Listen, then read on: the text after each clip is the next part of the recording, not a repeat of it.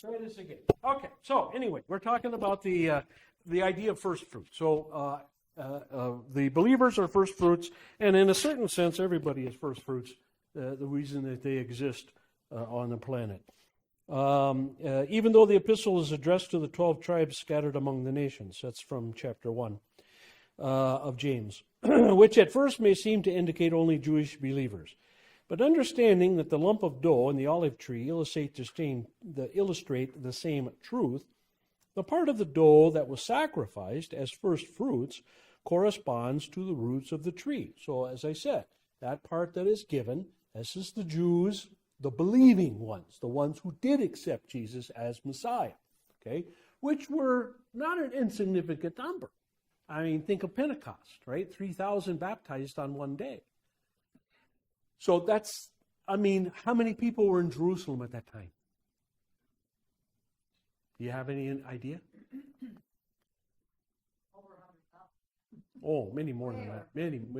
About 1 million. About 1 million people were in and around Jerusalem at Passover during those years, during the first century, say.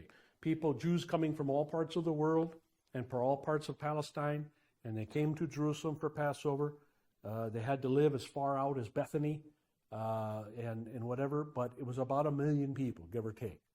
So if God brings in 3,000 are baptized on one day in Pentecost, that's not an insignificant number, but it's a pretty small percentage. Okay, what's 0.01, 0.03, something like that? So yeah, and yet that's the case. Paul speaks of Israel as the branches of the tree, and of the Gentile Christians as branches that have been grafted into the tree. Therefore, the tree cannot be identical to Israel itself. It must represent something else of what Israel and Gentiles are both a part. Okay, this is an important, I can help you with this, right? Because I did this for a living when I was growing up, all right? So you've got a tree, okay? Only two kinds of trees, only two kinds of trees work well as survivability when it comes to citrus fruit, okay? So you've got a tree, okay? Okay? Two kinds of trees, one called sour lemon, and the other called rough. Sorry, that's rough. G-A-G. And the other sour orange. Rough lemon, sour orange. Okay, those are the two kinds of rootstock that will survive well. Okay, you try other rootstocks, it's not going to work. So those are the two kinds of rootstock. Now, the fruit of those things is just what it says. Rough lemon is very rough, not a lot of fruit, tastes terrible. You wouldn't want to put it in your iced tea, okay? Sour orange is just that, sour. Again, the skins are real rough, the skins are real thick. The pulp is not sweet at all. It's very dry. It's not usable, okay? Even the animals won't eat it, all right? So, what you do is you have grafts, okay, of various other trees that have already been growing, okay, and these grafts go back a long ways. Don't ask me when they started, because that I do not know. But you have, so you've got Lisbon, for example, Libans,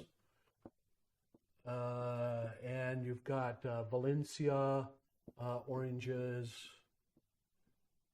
and of course Navels,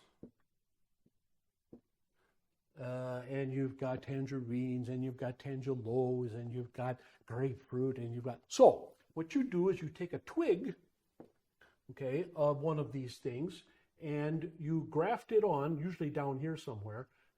You graft it on, take a twig, and you graft it on to there, okay, to the bottom of the tree, okay, and then eventually you cut that off. once this takes, you got to have this take and start to sprout a little bit. And then once it starts sprouting, then you cut this stuff off up here because you don't need that anymore. Okay. So every citrus tree that has fruit on it, and then it produces these fruits. Okay. Every citrus tree that has fruit on it that you see, if you go to Florida, or if you go to Arizona, go to California, and go to every single one of them started out as one of those two things: rough lemon or sour orange.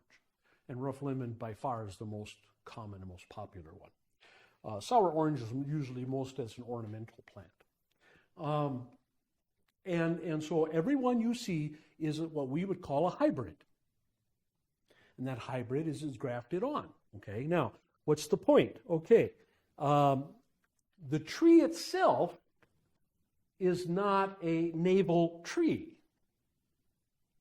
Okay, the tree is still a rough lemon tree. But the branches and the fruit are navel oranges. So it's a combination thing. And that's the way the church is. Okay? The church began with the Old Testament Jews. That's the sour orange or the rough lemon. Right?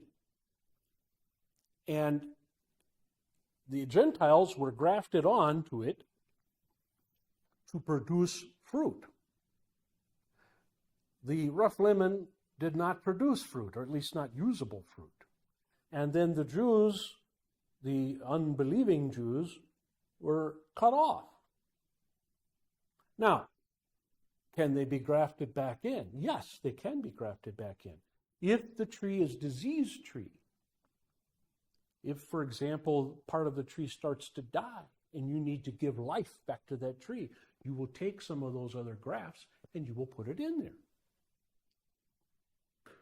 Okay, so the point that Paul is making is that you cannot say ever that the Christian church or the church of all believers is all one thing or all another. You can't say, well, it's all Jewish or it's all Gentile. It's not. It's both. And in a way, it has always been both. You know why I say that? Think about how many Gentiles were already grafted into the tree from the very, very, very beginning.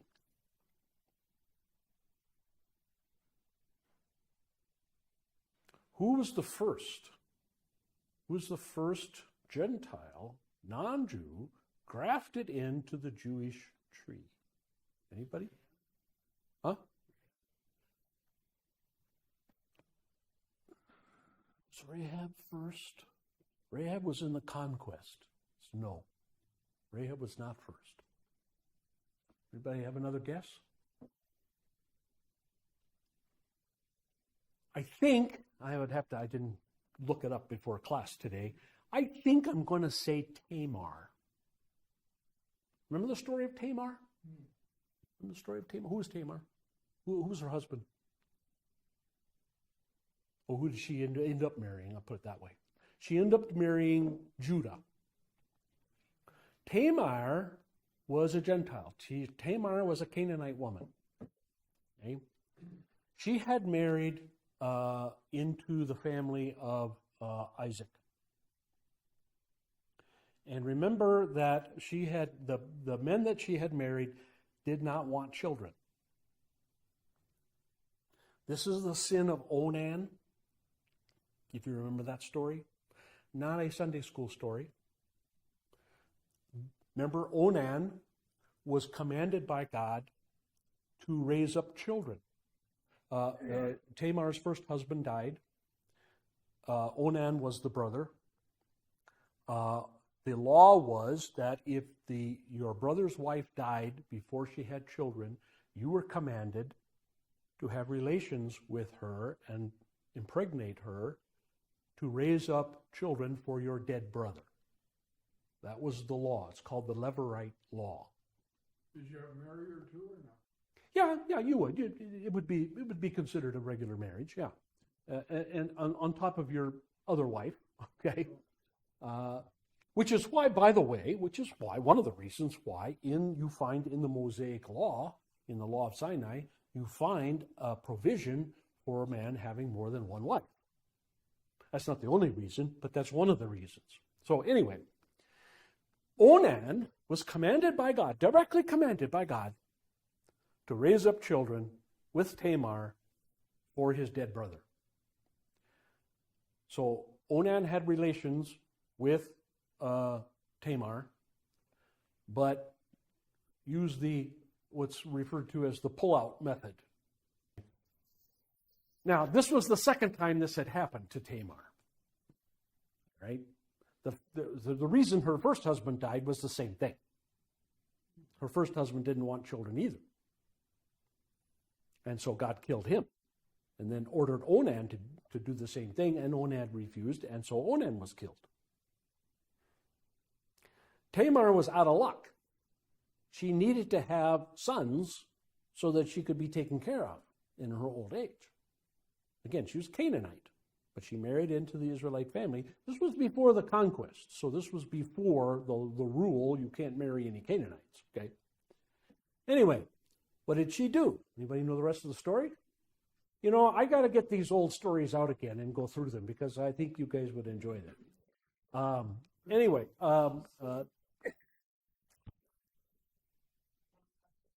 yes, very good. Yes.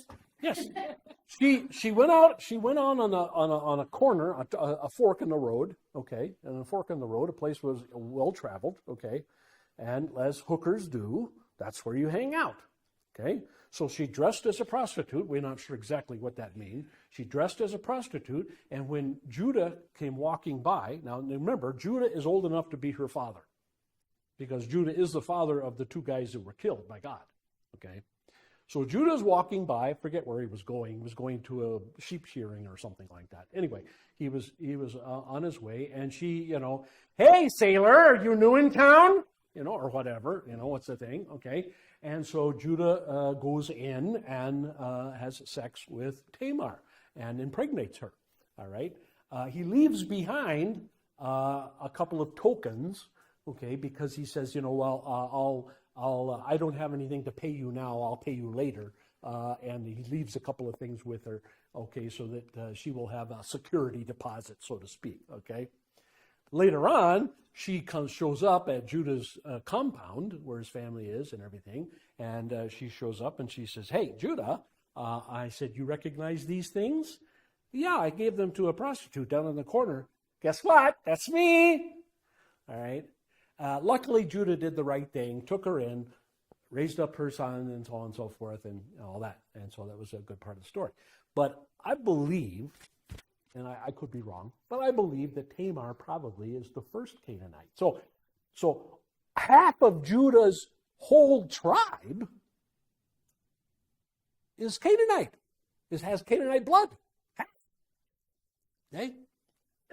So I think we also know another one. Joseph. Who was Joseph's wife? She was the daughter of Pharaoh.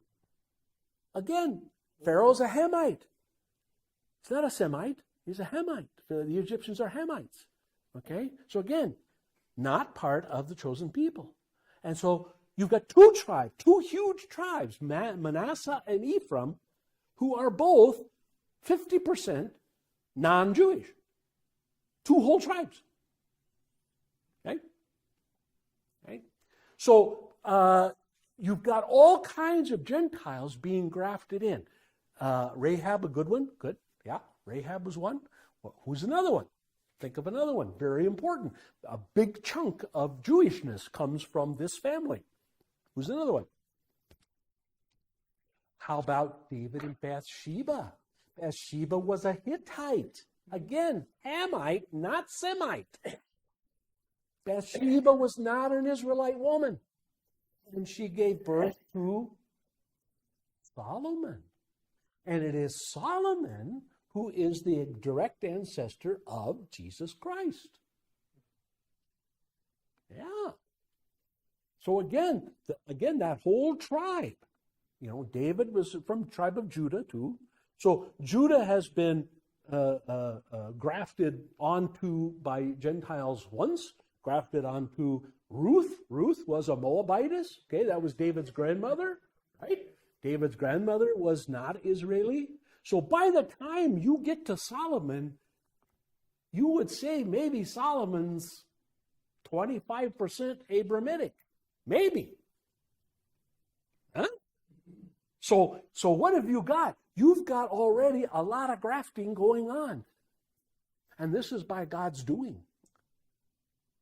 Obviously, it was God who led Joseph to Egypt and had Joseph marry Pharaoh's daughter, and et cetera, and the whole business with Judah and Tamar, and the whole business with Rahab, her and Ruth. I mean, who called Ruth's husband out of this world? God.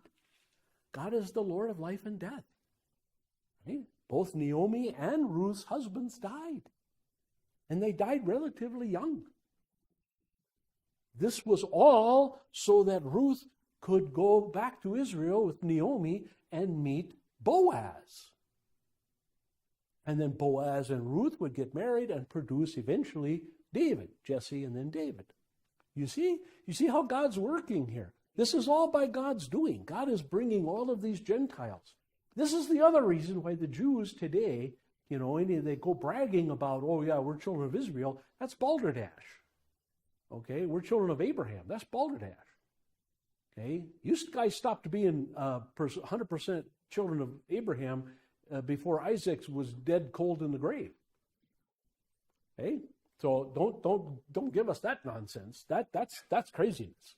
Okay, to begin with, do all kinds of Canaanites and all kinds of Gentiles of various tribes and various kinds are blended in to the Jewish people even before they captured the promised land. Okay, so yeah. So the tree must be seen as God's kingdom of believers in the whole world, of which Israel was the original portion, true, and of which Gentile Christians became a part. So the tree is not just Israel, or not just a Gentile. It's both. It's all believers, no matter what tribe or whatever you come from. Okay? The tree may also be symbolic for God's covenant. Okay? God's covenant really was with the world. God's first covenant was with who? Adam and Eve. Adam and Eve. He made his first promise to Adam and Eve. I will send you a Messiah, I will send you a deliverer who will crush the serpent's head. Remember? That's the first covenant. Okay? So God's first covenant is made with the world. Okay? All right. Paragraph 11. In the illustration of the tree, the application is widened to the Gentiles who are grafted upon a tree of which they were originally not a part. So they are brought in. Now, a grower does not normally graft a slip from a wild fruit tree to a cultivated fruit tree. Just like I said, the rough lemon or the sour orange is wild, so to speak. It's very hardy, though, and that's why we use it. We use it because it will withstand disease, it will withstand cold, it will withstand dryness, it will withstand, it's much better. If you would take just a pure hybrid, and it would not survive as well. And so we like to use that rootstock because that rootstock is tough. It's hardy. Okay, it's going to withstand wind and rain and weather much better than anything else. Okay. But you don't usually, once you've got the good tree going, once you've got a nice, perfect navel orange tree, for example, you're not usually, that's the key word, you're not usually going to take a piece of that wild tree again, rough and sour, and graft that into that nice cultivated hybrid tree. You're not usually going to do that, with one proviso. Rather, it is a shoot from a cultivated tree that will be grafted onto the stalk of the same or a near species. However, it was customary in Palestine to reinvigorate an olive tree which is ceasing to bear fruit by grafting it with a shoot of a wild olive, so that the sap of the old tree ennobles the wild shoot, and the wild part of the tree again begins to bear fruit. Indeed, a similar process was familiar in many Roman areas, that when an olive tree produces badly, a slip or a shoot or graft of a wild olive tree is grafted onto it, and this gives new vigor to the tree. It seems that the olive tree was a well-known symbol of the nation of Israel. Well, before I go on. So, again, as I said, we do the same thing. You got a diseased tree, you got a tree that's not producing fruit, you will do the same thing. You will graft back on that sturdy, hardy, healthy fruit or non-fruit bearing, and then get that going, and then graft that cultivated part onto it again. And this will reinvigorate the tree, and you can save the tree. Okay. Now, granted, that's a lot of work, and we don't usually do that unless, for whatever reason, we don't want to plow the entire grove down. And so maybe we want to save that grove a few more years, and so you want to reinvigorate some of the trees in there that have a disease or something. Okay, so it's very detailed work. It's very there's a lot of effort that goes into it, a lot of planning that goes into it, and it therefore costs money. And so you don't do it often, but you do it now and then. I remember an entire grapefruit grove, for example, in the old part of the ranch that the old man, my dad, wanted to get another 10 years out of. And man, we cut that back to almost nothing. We cut everything off, all the disease stuff off it, and we gave it lots of medicine and everything like that. And then we grafted some old growth or some rough lemon growth on it. And then once that took about a year, and then we went back and we grafted on more grapefruit grafts, and we were able to get another 10 years of production out of that grove. So once in a while, it's cost effective to do, but not always. So, Does it take several years for those grass to grow big enough to be productive? Or what? Yeah, it takes about 3 years. So we would have not much crop, but let's say we'd get a crop maybe the second year, but it wouldn't be worth picking. Third year, we would probably pick it, and then we get maybe 6 or 7 more years after that, and then finally, okay, enough, and to bulldoze the whole thing. And better than starting over from scratch. Yeah, a lot of times it is. Well, it depends on how much seed money you have. If you have a bad year, and you didn't make a whole lot of money, you don't have the money to buy trees and plant trees. That's very expensive, and you don't have the money to go without a crop for 5 years, for example. When you got brand new tiny little trees, it's going to take about 5 years. So you don't have that kind of time. So yeah, I'm not a math major. The old man was, and he could work it all out on a slide rule, and decide, okay, this grove we can save, that grove, forget it. Yeah, you had a question. Well, it kind of makes sense when you read the other scriptures that talk about the Lord pruning his back. Yes, right. Yes, yeah. Yeah, I can see that. Yeah, when I was on the pruning crew, it was always amazing to me. One of the things I always liked to do was go back to the grove a year later. I would be in a pruning crew, and we would work on a tree, for example, and we just prune the heck out of that tree. I mean, we would just cut like crazy, because you want to let light in, you want to let air going through there, you want to dig around the roots, maybe it's got like a disease like Phytophthora, for example, and you have to put medicine on it and all kinds of stuff. And then I would like to go back. I take my girlfriend and my wife now, but we would go riding out into the ranch, out into the groves, and I would find a tree that I worked on the year before, and I would find that tree and see the new growth and the crop, much better crop. I had a good friend, pastor friend of mine, who's recently passed away, but he had a house in Tucson, and he had a Meyer lemon tree. He had a Meyer lemon tree in his backyard. This is the lemons that are kind of orangish in color and were very sweet. And his wife loved them. But the tree wasn't producing. And it had tons of dead wood, and it had tons of suckers, and it was just a mess. And I told him, I said, look, if you'll cook me dinner, I'll come over with my pruning shears, and I'll prune that tree. And so I got in there, and it took me all day. That tree had not been touched for I don't know how many years. It took me all day. And the pile that I took out of that tree was bigger than the tree. And as I'm working, as I'm cutting all this stuff, the wife comes out and she's just, oh, what are you doing to my tree? Oh, what are you doing to my tree? Oh, you're killing my tree, you know. I said, no, believe me, dear, this is necessary. I know it's painful, but it's necessary, okay? You got to cut. And I was cutting branches this big. I had my pruning and I had my saw out, you know, and I was just going to town on this tree. And when I was all done, you know, I stood back, looked at it, and I said, okay, that's a good-looking tree now. And she said, dude, there's no fruit on it. There's hardly any leaves left. And I said, yeah, just give it time.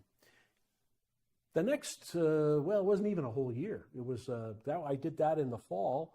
No, I did that in the spring. I did that like February, March. And the crop started coming in August, September. In September, he calls me on the phone and he says, do you need some lemons? And I said, no, why? There's more lemons than we can possibly ever use in a million years. It's producing like crazy. And I said, thank you very much. I still got the touch. Okay. So yes, Terry is very right. God uses that as a picture for us. And sometimes we have to have certain things pruned from our lives. Sometimes it's people. Sometimes it's things. Sometimes it's possessions. Sometimes it's, well, it could be all kinds of things, okay? And God will come in with his pruning shears and, you know, take it away, all right? And it's painful. It hurts, okay? And we don't like it. But then the production of good works or production of righteousness, production of holiness, production of the gospel is much, much improved. So that's why he does it. Going on in number 11, it seems that the olive tree was a well-known national symbol of the nation of Israel. Jeremiah said, the Lord called you a thriving olive tree with fruit beautiful in form. The olive tree has been a symbol of peace, according to the Hebrew shalom, ever since the days immediately following the flood. We read in Genesis, when the dove returned to him in the evening, there was in its beak a freshly plucked olive leaf. Then no one knew that the water had receded from the earth. Olive oil is also symbolic of the Holy Spirit, and God's two witnesses mentioned in Zechariah and Revelation are called two anointed ones, or the two olive trees. Okay. Now, sometimes the two witnesses are referred to as law and gospel. Sometimes the two witnesses are referred to as the means of grace, the visible means of grace, baptism and Lord's Supper.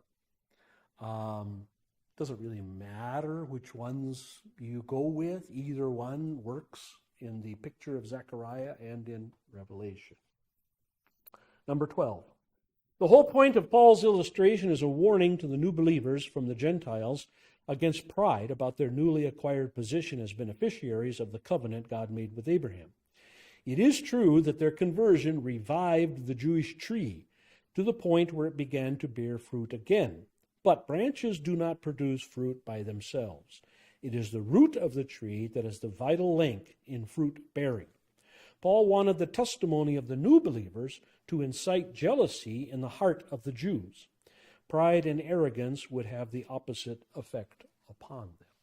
And so what he wanted, what God was hoping, was that the Jews would see the Gentiles living a righteous and holy life, especially in comparison to theirs, who was very legalistic and pharisaical, okay, and then be jealous, zealous to do the same, and therefore accept the gospel.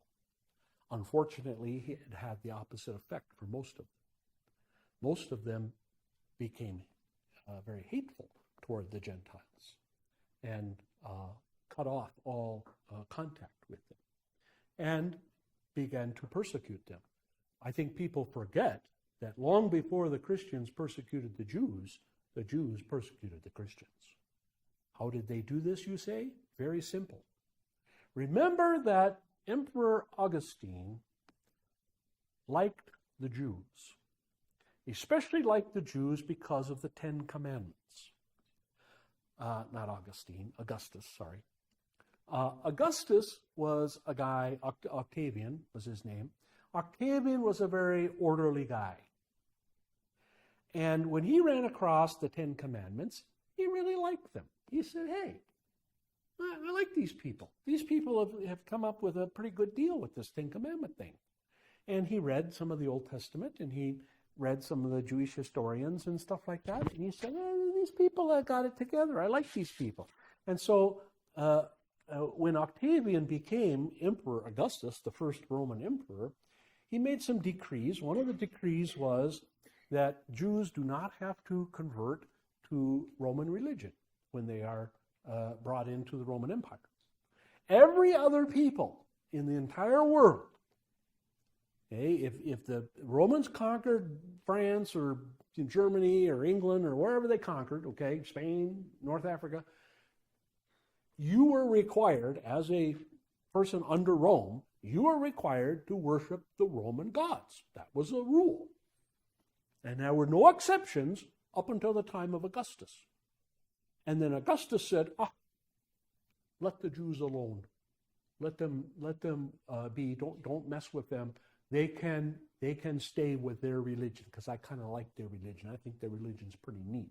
Not that I'm going to believe it necessarily, but I still like it. And so you have to understand that the Jews had a very special place with the Romans. Now, not all Romans liked this. Not all the Senate, not all the Romans in the government liked this idea. But even after Augustus died, when other emperors took his place, they kept that rule in effect. Okay, now, Jesus ascends about 33 AD. Christians start to spread, of course, with Paul from Damascus, Antioch. Eventually, Christians come to Rome. There are Christians everywhere.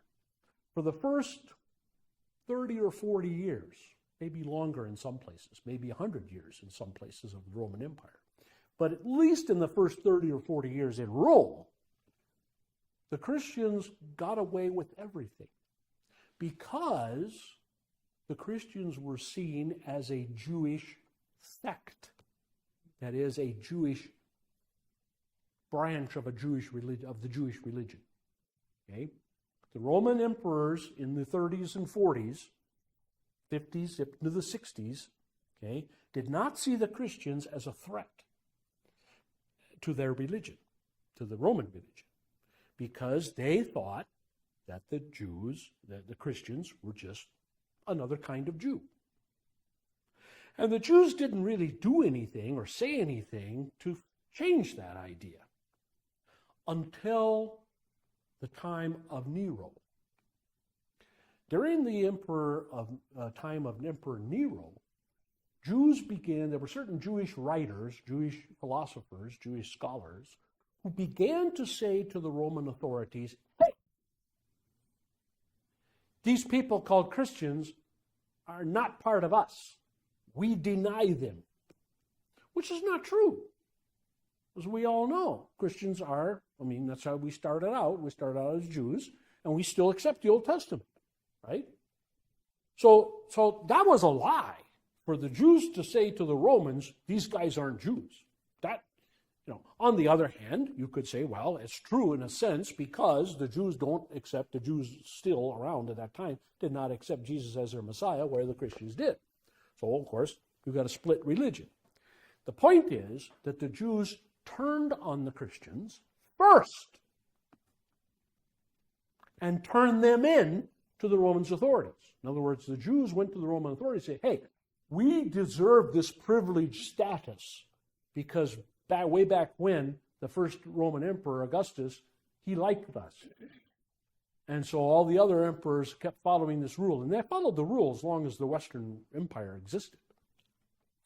But the Christians don't deserve to be part of this rule. And the Romans up to that time had included them in the rule. And so did not make the Christians worship Roman gods. During the time of Emperor Nero, the Jews insisted that the Christians be forced to worship Roman gods. And it was the Jews, therefore, who began to persecute the Christians first. And this then spread from Rome all over the empire. And everywhere you'd go, you'd have the Jews in synagogues and stuff like that go to the Roman authorities and point out Christian churches that obviously weren't meeting in the synagogue, They would point out Christian churches and say, you got to go get them. And it would be the Jews very often during the worst persecution, like, for example, during the persecution of Diocletian, Emperor Diocletian, which was the worst persecution there was. Okay? During that persecution, it was the Jews who were turning in Christians left and right. And it was the Jews who were applauding whenever the Christians were thrown to the animals in the arena, or crucified, or set on fire, or whatever. It was the Jews who were helping that along. And it was Jews who were turning in their Christian neighbors left and right for these neighbors then to get executed. I think the world kind of forgets that from time to time. Now, granted, okay, 300 years of persecution as opposed to 1,700 years of persecution. Okay, you can say, well, okay, what's fair is fair. But still, it needs to be always remembered that it was the Jews who persecuted the Christians first, not the other way around. That is a historical truth that people sometimes forget. Okay? All right. Do you recall the gods for the Romans? Oh, lots of Was them. that like sun god? Yeah. Was unanimous? Well, they were the same as the Greek gods, only had different names. So Zeus in Greek pantheon was Jupiter. And Hermes in Greek was Mercury. Artemis. Who was Artemis? Artemis in Greek was Mars, I think. Or was it Venus? I can't remember. I think it was Venus, yeah. I think Artemis was Venus. But yeah, it was the same. It were the same gods, really. It were just different names. And how many all total, I don't know. I mean, if you get into the minor gods, I don't know, dozens maybe. Did they have church services like we Yeah, in a sense. I mean, they had temples. There wasn't a designated day usually to go to the temple. You would just go to the temple if you wanted a blessing of some kind. days or You would go to the temple like Juno, for example. Juno was Jupiter's wife. She is compared to Hera in the Greek gods. Okay, so the Greek Hera was the Roman Juno. She was the god, the mother god, if you will. And if you were going to get married, for example, you would go to the temple of Juno, and you would maybe sacrifice an animal or something like that, and then get blessed by the priest. If maybe you wanted, let's say you wanted children, you might go to Venus's temple and have sex with one of the temple prostitutes, and that would supposedly guarantee you a fertile wife or a fertile, whatever, having children. So it was, the temples were all there in Rome, temples of all the various gods. And of course, then they had the Pantheon. Okay, the Pantheon was dedicated to all the gods of Rome, and you had pictures of them all, or statues and whatever, all over the place. Okay, Pantheon still is there, by the way, and still is, what is it, the largest concrete, unsupported dome still in the world. Yeah. It's got an oculus in the middle. That's, you know what the oculus is? That's the eyeball of God. The oculus is in the tub, and so that the gods could look down upon whatever's going on in there. Yeah. Well, it's a fascinating place, I'm told. I don't know. I've seen it by a drone, but I haven't been there. I don't care to go. But anyway, so that's and that's true of all pagan religions. Christianity is unique, or was unique, not anymore, but it was unique in that it had, Judaism first and then Christianity, and then that had the designated day of worship. Most other pagan religions don't have designated days of religion, except for now Muslims do, but if Hindus don't, as far as I know, Confucianists don't, Buddhists don't. Most religions don't have a designated day of worship, or in some cases even a designated place of worship. Most of the pagan religions, you just go to a temple for a particular purpose, particular reason. Oh, and of course you would have a shrine of that god, your favorite god, or maybe more than one. You would have a shrine of those gods in your house. That was big too. Yeah. So you didn't have to go any place on church day. You could just stay home. Kind of like we have the internet, Paragraph 13. Oh, gotta go. It bears noting that pride and arrogance on the part of far too many Gentile believers has played a large part in the unwillingness of Jews to accept Jesus as their Messiah. That needs to be emphasized. Because of this betrayal or seeming betrayal or seen as betrayal of the Jews of the Christians early on, the Christians then got this attitude of, we're going to get you back. Boy, when we come into our own, look out. So when Constantine, the Emperor Constantine, became Christian in 313 and legalized Christianity, Christians began right away getting back at the Jews. And of course, as I said, 1700 years plus, that's what they've been doing. And it's very unfortunate because any hope, I mean, think about it, any hope you had of the Jews taking seriously the gospel is kind of muted and wiped out when the people of the gospel are butchering the Jews. You're not likely to believe the religion of the person who's putting you in a gas chamber or whatever. You're not likely to do that. That's not going to happen, right? So this was a bad mistake on the part of the Christians. Bad mistake. Unfortunate. Yet the essence of faith is acceptance of God's grace, which leaves us all without any reason for boasting. If grace means pardon of sin, one must be a sinner to begin with in order to receive that pardon. Of what then do Gentiles have to be proud? The danger of boasting is that the focus of our faith will shift, and we will slip into the same condition of unbelief which caused the rejection of the Jews. The only fruit we can bear as Christians is the fruit of the Holy Spirit.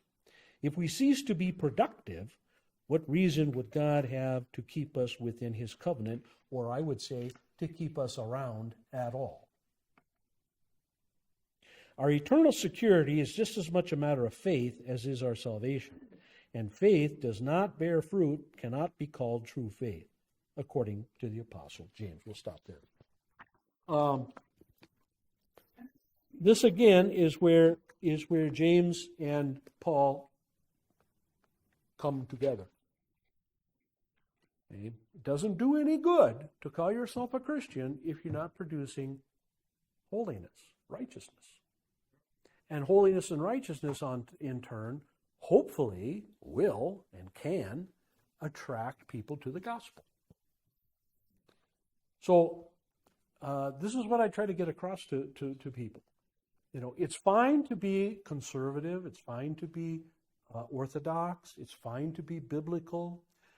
But when you become legalistic, when you become pharisaical, when you become judgmental, that is not going to attract people to the gospel at all.